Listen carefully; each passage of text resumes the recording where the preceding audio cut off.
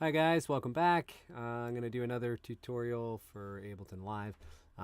Today I just want to show you how to add effects to a track. So we're going to start off, I'm going to load up a kit I've already made. So I'm going to go into the little rectangle start here. I'm going to go into instruments. We're going to go to drum rack, drop down. I'm going to go down into my racks here. I'm going to pull up Stevie Rack, which is from a beat I made. I'm going to drop it right in here on this MIDI track because it is a drum rack. It's a MIDI instrument. Okay, here's the sounds. We have this. Okay,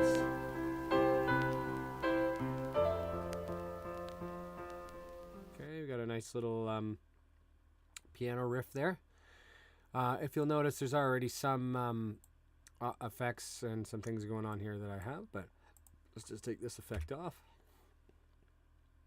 We can minimize that if we want. So, in order to add an effect, I want to double click here on our file browser window here. This is the root, the start of this is the root menu.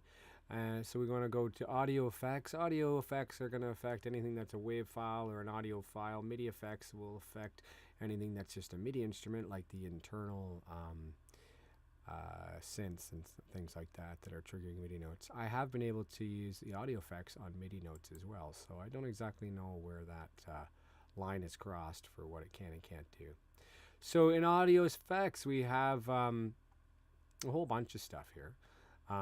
There is an audio effects rack, which will have a whole whack of stuff that's a little more specific. You'll have like performance DJing, mastering, rhythmic, which is like delay and reverb in here. But even before the audio effects rack, you also just have a whole other list here of just odds and sods of different effects you can use. So for today, I just want to quickly use an easy reverb. Now, you have the drop-down menu, and these are all interesting settings. These are presets for different reverb settings, but you can always just grab the one reverb itself and just pull it over here. And that'll be a basic reverb setup here. And what that does is it adds this reverb to your chain.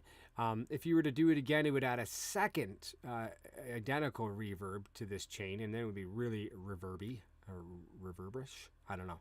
And in your effects here, in this reverb effect, now you have all your parameters here. We got pre-delay, we got density, scale, reflect. Now, I know there's lots of guys out there that could tell you exactly, specifically, what's happening to the sound when you change these effects. But for the sake of our video, I'm just going to get you to where you can start messing around. And I like to mess around until I hear what I like.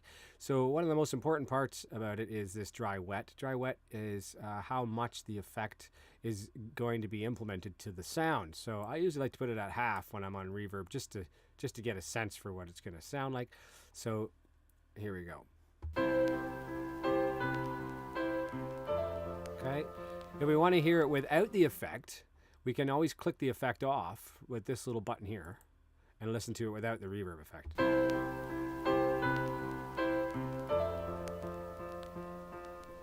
Okay, and then with the effect. You can also crank it up.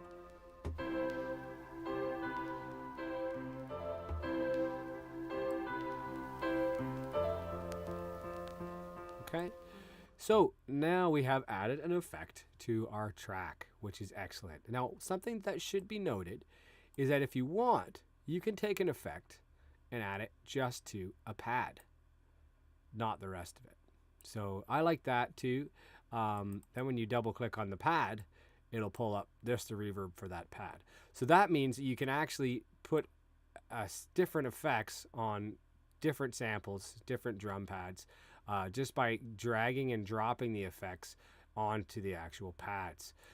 Again, if you need to shut them off, you can turn them off here. You also have some effect control up here.